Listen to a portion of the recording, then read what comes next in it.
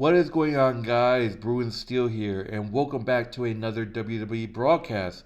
I'm your host, Bruin Steel, and I'm joined by Canadian Yorker, and today we are recapping the Friday Night Smackdown that took place February 21st, 2025, and it took place in the Smoothie King Center in New Orleans, Louisiana.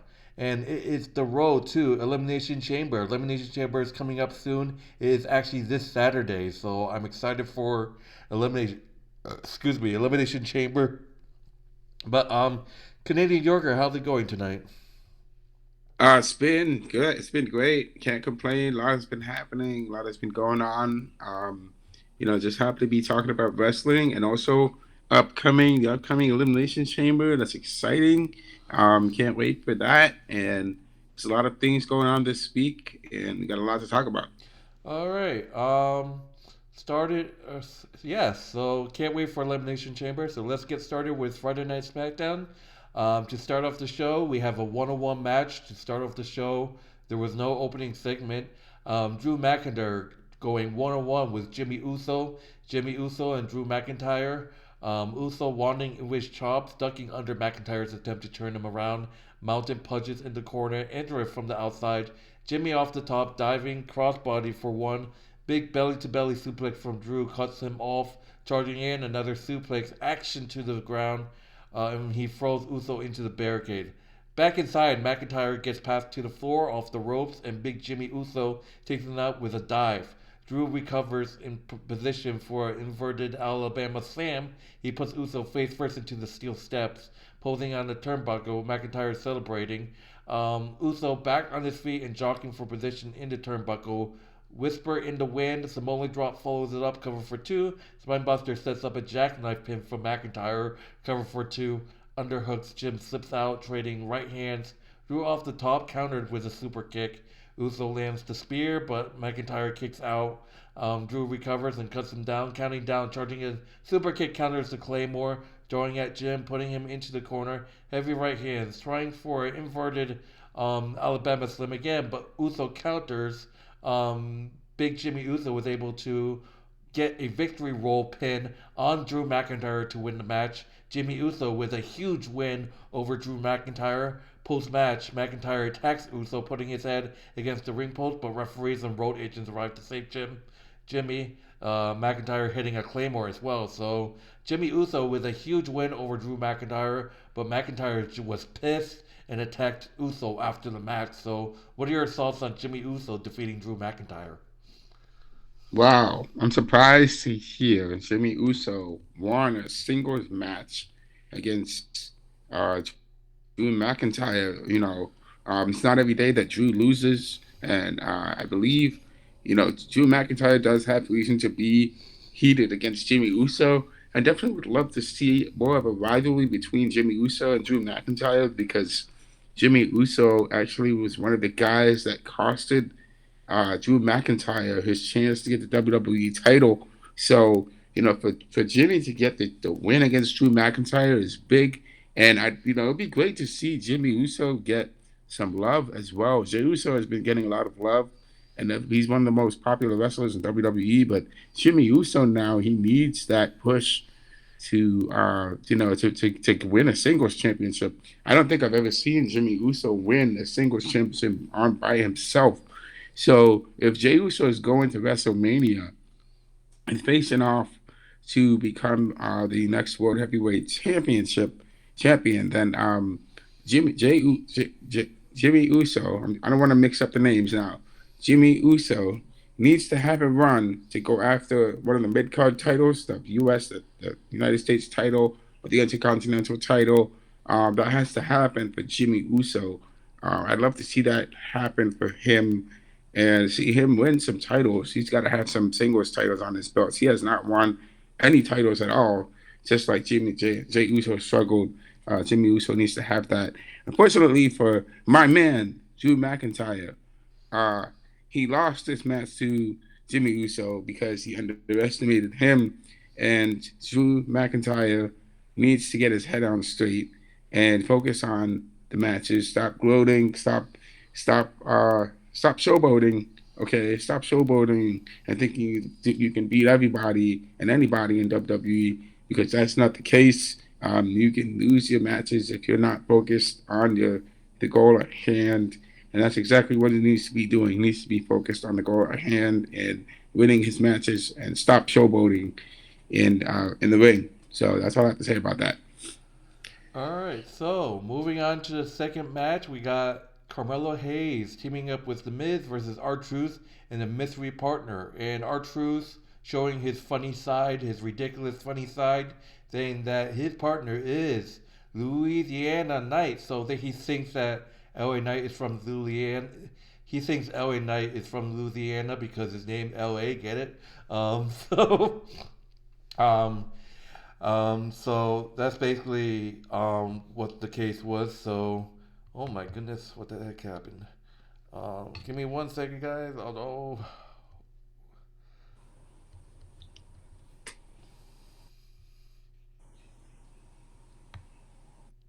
what just happened? Let me see. All right, here we go. Sorry about that, guys. So R-Truth and LA Knight taking on Carmelo Hayes and The Miz. Truth and Hayes to start. Carmelo cuts him down with a springboard, but R-Truth gets a drop toe hold off the ropes, trading near falls. Tag to Knight, snag swinging neckbreaker. Quick tag to the R-Truth as they work him over. Um, Carmelo Hayes clears the apron, kicks out of a pinfall attempt, and we get tags. Knight and Miz dropping him with lateral, whip across, big leaping lateral, hip tossing Carmelo Hayes inside, putting boots to him. Another lateral for the A-lister and a knee for Mello. Body slam into elbow. Miz kicks out of two. Tags again. Shoulder with the shoulder block. R-Truth with the shoulder block. Shoulder block. Fall forward Blue Thunder driver. You can't see me. Five knuckle shuffle. But Hayes blocks the attitude adjustment. Corkscrew Andrew. Miz breaks it up. Knight takes him to the floor and barricades him. But Shinsuke Nakamura appears out of the timekeeper's area to leave L8 lane. So Shinsuke Nakamura running interference back and forth. Mello gets the code breaker and Miz completes it. Mello skull crushing finale combination on R-Truth. Carmelo Hayes and The Miz defeat LA Knight and R-Truth. So R-Truth has some ridiculous moments by trying to pin his own pitfall. So instead of the referee counting it, he counted his own pitfall, and he tagged in the Miz. So the R-Truth actually tried to tag the Miz in because he forgot that Miz is not his tag team partner. So that was ridiculous. We saw the R-Truth actually trying to tag the Miz into the match. So, but Shinsuke Nakamura running interference. Carmelo Hayes and The Miz were able to take advantage of that and hit the skull crushing finale on R-Truth to win the match. Carmelo Hayes and The Miz defeat R-Truth and LA Knight. What are your thoughts on that match? And yeah, R-Truth is ridiculous. um, And it's on top of funny. that, and on top of that, he thought LA Just laugh. Knight was from Louisiana because his name is LA. Get it? It looks like Louisiana, but he's actually from Washington D.C. Oh man, this our tweet is hilarious. I mean, why are we seeing more of uh, our truth revenge story on more serious side? Why are we seeing more serious side to our truth versus the Miz after the Miz attacked him from behind? It would be great to see that. To see that Carmelo Hayes and our truth and the Miz going up against each other because that really kind of brings out the creativity. And I would love to see our truth have a tag team partner. It'd be great for Tozawa to come back. This is Tozawa and our truth will feud with the Miz and uh, and I'm forgetting his name. Um, Basically, because both these guys have history with each other, and why isn't that storyline being pushed more? It would be great to see that fleshed out more. Tozawa and our truth are going after the Miz and basically, but as far as LA Knight facing Shinsuke Nakamura, man, um, it'd be great to see that fleshed out more between now and Elimination Chamber. It will be really interesting to see what's going to happen with Shinsuke Nakamura and LA Knight. Uh, unfortunately for LA Knight's loss is due to Shinsuke Nakamura's interference. So that has to happen more. Maybe we'll see. I want to see LA Knight cost Shinsuke Nakamura a chance to win a match. Not a title match, but just a regular match, and just to kind of get some payback against Shinsuke Nakamura. So maybe I'd like to see that happen. That's going to be really interesting. All right. Moving on to the next match, we got Candace LeRae versus Tiffany Stratton in the one-on-one match. The match is joined in progress as LeRae has the armbar in. Tiffany Stratton reverses with the Airbnb press, following up with a dropkick, and Charlotte Flair makes her entrance. Tiffany handspring back elbow Candace with a snap snare that sets up a blackbuster cover for two. Top wrist lock, Stratton gets out and drop toe holds her to the rope, checking her cover for two as Charlotte joins the commentary team. Off the rope, big lateral from Candace over cover for two. Roll through, dropkick gets Tiffany a near fall. Stratton cartwheels back, elbow sets up a spinebuster cover for two, and the screen goes back so somebody popped a I think there was a there was like a costume malfunction during this match. I think it was like Tiffany or Candace, their boob was showing. and and Tiffany charges in, right hand from the apron up top. She goes for a senton atomico, nobody home. LeRae with a cover for two. Step up senton, quadrant misses. Tiffany hits a physically roll, but Nia Jax pulls Candace out of the ring. Stratton nails Nia with a drop kick on the floor, and Alabama slams LeRae into the barricade before drawing at Charlotte. Back inside, Tiffany Stratton with the prettiest moonsault ever. Let's go. Tiffany Stratton defeats Candice LeRae by pitfall. Post match, Nia Jax blindsides Stratton and lays her out. Trish Stratus makes the save again and brawls with Nia. Candice with the chop block. Tiffany is shoved out of the way, and Trish Stratus gets shoved on top of her. Nia Jax was able to hit the 2-for-1 Benzo drop. Once the heels leave, Charlotte Flair finally gets up and gets the ring and points at the WrestleMania sign over Stratton. What are your thoughts on Tiffany Stratton defeating Candice LeRae? For me, it makes sense. I'd like to see Tiffany Stratton and Candice LeRae get some feud going because I do think Candice LeRae would make a very interesting enemy for Tiffany Stratton because she does have history with Tiffany. Tiffany was with Nia first, and then Candice uh, joined herself to Nia Jax, and she became Nia Jax's best friend. So I would say that with Tiffany Stratton betraying Nia Jax and winning the title over Nia Jax, it would make Candice LeRae feel a way that she has to um, win against Tiffany Stratton and win the title from Tiffany Stratton. So, um, but the way it is now, Candice LeRae lost, unfortunately, to Tiffany Stratton and did not succeed. So Tiffany Stratton retains her title, and unfortunately, she was attacked by Nia Jax. Like we have been saying, Nia Jax is not done with Tiffany Stratton yet. I don't believe this beef is over until WrestleMania. Probably we will see Nia Jax versus Tiffany Stratton versus Charlotte Flair for the title at WrestleMania, and I can only see that possible outcome because I don't think Nia Jax is going to give up on getting her title back because she lost it in such an embarrassing fashion to Tiffany Stratton in the way that it happened. So, um, and Trish Stratus is definitely coming out to save Tiffany from Nia.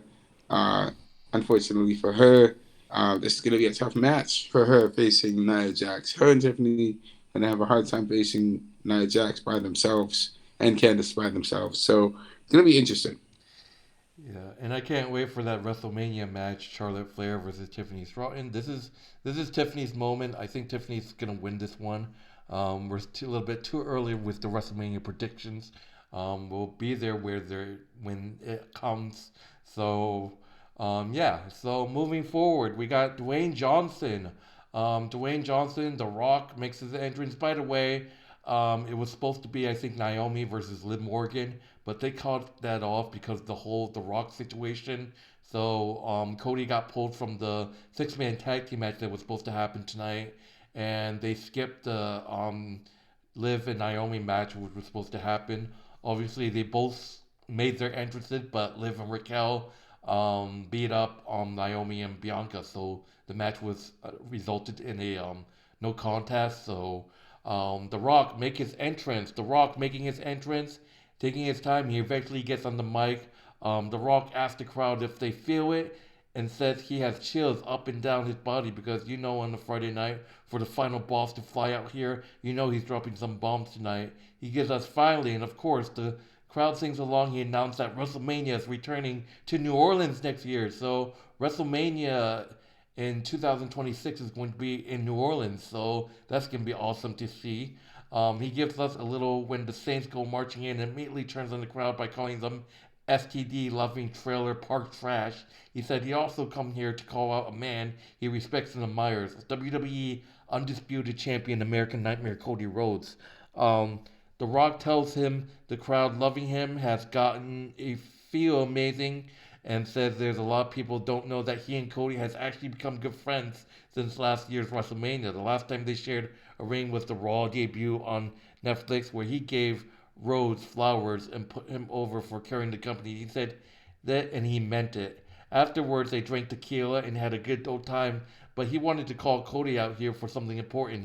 Here's the thing Cody Rhodes is a great champion. He knows that, and their moms have become good friends, and he puts a picture of them up on the Tron. It's been a pleasure becoming his friend, and he had to know a few things. um, he's been a great champion, but yes, The Rock is on board of TKO, and TKO owns WWE. A director of the board in his country, Ari Annual, and he has exchange with him where they banter about maybe The Rock doesn't own WWE, but he's the most powerful man in WWE. And anyways, he wants Cody to be more than our champion. He wants him to be his champion. Rhodes said that he didn't expect the friendship or the tequila and said he thinks The Rock above all people know that he's the fans champion. Dwayne said he loved that about him, but he's talking about something bigger than just this. He knows that Cody's goal is to make as many people around the world happy as possible because he's that guy and everyone knows it. Um, he got millions of Instagram followers. The Rock has half a billion, and that's not a flex. He just wants that for Cody. He wants Cody to be on the same level as him so he can open up the doors and possibilities he never knew existed. Every dream he ever had, he can make come true. Every dream his wife and his baby. He says they're mama boys and they're girl dads and they're lucky boys and betrays somebody in the crowd for talking back. He tells Rhodes that the one thing he never had that he wants more than anything is his brother. That's what Cody can be. Last year, his goal was to face his cousin Roman Reigns for the WWE Championship, and when he came back, he talked to Triple H and Nick Kyle to try to make that match happen. And Cody said he ain't doing it and stood up to him and slapped him in the front of the world. Nobody does that and get away with it, and that's why he's special. He talks about their dads standing together, looking down, and says he doesn't want to answer tonight. He wants Cody to talk to his wife and then hold his baby and think about it, and you'll meet him in Toronto, Canada at Elimination Chamber. Before he leaves, he wants Cody to know that the thing he wants more than anything in this world is that Rhodes ensures he's talking about the WWE Championship, but Rock corrects him. He wants to his soul. So The Rock leaves, and Rhodes is deep in thought. Dwayne turns back on him on the stage and levels an even stare at him. So what a moment between The Rock and Cody Rhodes. Definitely goof. All I can say is goosebumps. I think Dwayne Johnson. I think The Rock wants Cody to turn heel and team up with him. So I think that The Rock wants to be Cody's manager. I think that The Rock is trying to turn Cody into a heel. So yeah, we have to wait and see. Um, Elimination Chamber. We'll hear what Cody has to say. So what's your thoughts on this whole Cody Rhodes and The Rock segment? Definitely interesting. Definitely interesting because Cody Rhodes. A lot of people, since he won at WrestleMania, a lot of people have seen his reign as WWE champion to be, let's just say, it's a lackluster reign. It's not very significant. I mean, he has definitely won some pretty interesting matches. He's definitely won against some pretty respectable opponents, but his reign has been um, sort of lackluster, not up to the same standard as it was with Roman Reigns, because Roman Reigns really built up the prestige of the WWE title, and if he was still a WWE champion today, it would definitely be brought to higher levels, because then he would be champion for 4 years, and we would see him at WrestleMania this year. Unfortunately, that is not the case, and a lot has happened since he lost his title. So, uh, the fact that The Rock now wants Cody to be his champion and not the people's champion. He wants Cody to be the champion for the company champion, not the champion that everybody loves him and knows him as. And if he was to turn heel on the fans, and to go against everything that he stood for, then he would be uh, not the same. People would hate him for being everything that he was before, um, and it wouldn't really make sense. I know we've talked about this in the past about other wrestlers potentially turning heel. We've seen Kevin Owens turn heel. What if you see others like Sami Zayn? He has not turned heel. Randy Orton, we haven't seen him turn heel, but I definitely see that he is definitely, you know, he has his eyes on the WWE title, and he wants to be the next champion. Um, so I could see Cody Rhodes definitely becoming the next big time heel in WWE. Um, but we'll have to see what's going to happen at the Elimination Chamber, because I'm quite curious to know what is Cody's answer to The Rock's question, because The Rock did make some pretty valuable points and some important points. There is a lot of things that Cody can learn from The Rock, and if we definitely see a Rock and Cody connection, um, that's gonna make WWE definitely more interesting, in my own opinion. All right, so moving on to the next match, we got a WWE Tag Team Championship match. Excuse me. We got a WWE Tag Team Championship match. DIY, Johnny Gargano and Tommaso Ciampa defending the tag team titles against Pretty Deadly, Empton Prince, and Kit Wilson. Ciampa and Prince to start, filling out Empton to the apron, and Tom drops him with a knee and tags Gargano in for the kick. The champ's working Prince over. Ciampa blasts Wilson to the floor with a boot. Both men go for the crossbodies and wipe out in the middle of the ring. Kit gets the tag. Excuse me. Lightning the champions up. Twist of Fate blocked on Midru double lateral wipes them out. Tag back to Elliot, assisted Codebreaker. Cover for two, Cradle. Back suplex from Intent tag to Kit, but the Street Profits run in and tag the challengers. Pretty Deadly wins by disqualification. The Street Profits work Pretty Deadly over before turning towards DIY and leading them waist as well. Motor City Machine Guns make the save, but the Street Profits just lays them out too. Street Profits stand tall. Pretty Deadly wins by disqualification. So what a disappointment ending to this match. What are your thoughts on Pretty Deadly winning by disqualification and the Street Profits laying waste? I definitely think that pretty deadly. Let's just say Pretty Deadly has not really gotten much love and attention.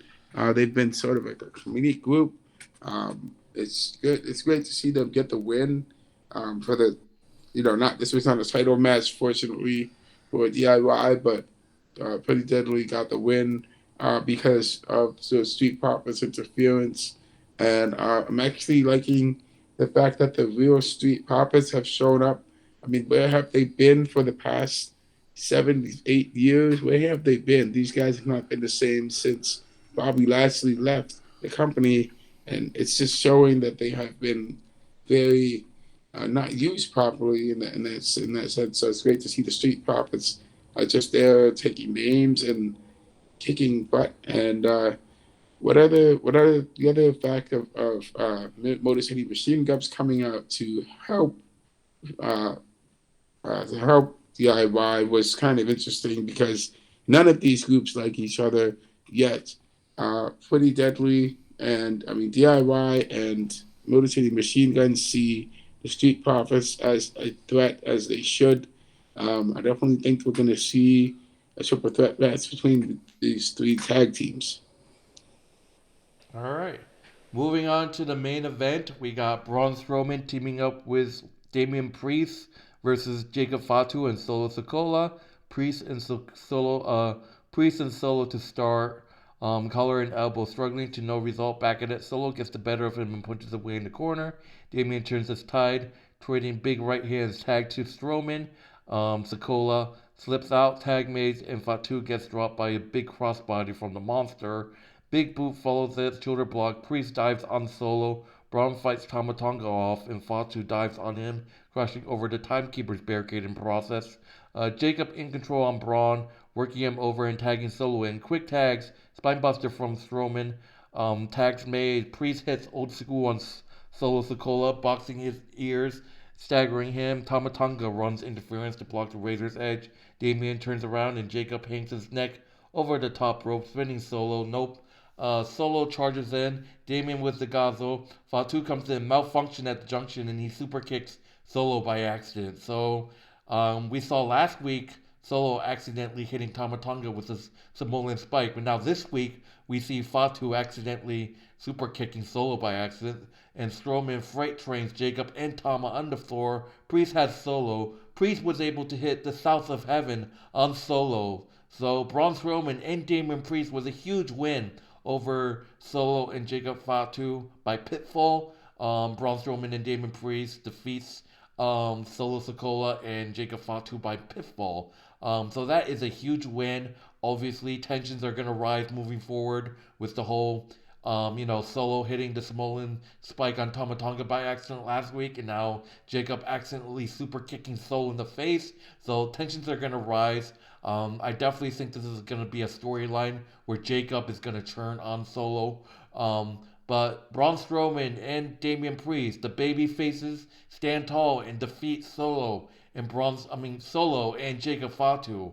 What a win. What are your thoughts on Braun Strowman and Damian Priest picking up this huge win? That's deadly combination. Um, we have Braun's two of the biggest guys in WWE going off against, I would say, Fatu and Solo are still pretty dangerous together. Um, I think they were just overwhelmed at the fact that they're facing Braun Strowman and Damian Priest together in a match, and man, that was brutal. It's a brutal, hard hitting match. Obviously, they had the edge. Jacob Fatu and Solo have the edge. I mean, we know how dangerous Fatu is, but with Damian Priest, who's a very dangerous striker, and he knows how to take people out. He's got South of Heaven of his dangerous final move. We have Braun Strowman. I mean, these guys are tough guys. I could definitely see Jacob Fatu and Solo Sikoa losing to to both of them. So it's a win is a win, and they won with no interference whatsoever. Unfortunately for the new bloodline, um, Jacob Fatu and Solo Sikoa are definitely going to be um, looking at how to improve the communication within the group because the communication is breaking down. And I definitely see Jacob Fatu. He's definitely going to turn on Solo and kick him out of the bloodline because Solo has been losing a lot of matches recently, and I can see Solo Sokoa leaving the new bloodline and just going his own way. I don't see him returning and returning with the OG bloodline because that doesn't make any sense for him to do that. So somebody's gonna have to take his replacement. All right, so that will do it for Friday Night SmackDown. And in terms of our grading, I absolutely love this show. Not it was okay, I guess. There was up and downs. The whole The Rock cutting out Liv and Naomi. People are complaining about why the woman hasn't gotten a lot of TV time. I'm gonna give you this show a B. How about you? I'm giving it a B plus. I'm giving it a B minus because I definitely think we should have seen Naomi and Liv one on one, and The Rock should not have interfered in the match and the stuff. So it would have been great to see Liv and Naomi go one on one in a match right there before The Rock came out, and I would love to see that happen. Unfortunately, The Rock was his jerk, and that wasn't allowed to happen. I mean, um, there definitely could have been a moment between Drew McIntyre and Jimmy Uso as well, and seeing more feud going on. I think that's basically it. All right, so that would do it for Friday Night SmackDown. My name is Bruin Still. This is Canadian Yorker. Be sure to like, subscribe, check out Canadian Yorker's YouTube channel. Link will be in the description, as well as our wrestling channel, which is WWE Wrestling Bros. Link will also be in the description. And we will see you guys in the next broadcast this week. It is Elimination Chamber week. We will have our Monday Night Raw broadcast, which I think we're doing Tuesday night. And sometime this week, we're going to put out our 2025 Elimination Chamber prediction video. Like I said at the beginning of this video, I am excited for Elimination Chamber. It's packed. It's gonna be great. But my name is Bruin Steele. This is Canadian Yorker. Anything else you want to mention before we end this? No, no, nothing else. That's it. All right, so that would do it, guys. Thank you guys for watching this broadcast, and we'll see you guys in the next broadcast, which is this week. We're gonna have two broadcasts, like always, since Elimination Chamber is around the corner. So, yeah, take it easy. Enjoy the rest of your night. See you guys later. Toodaloo.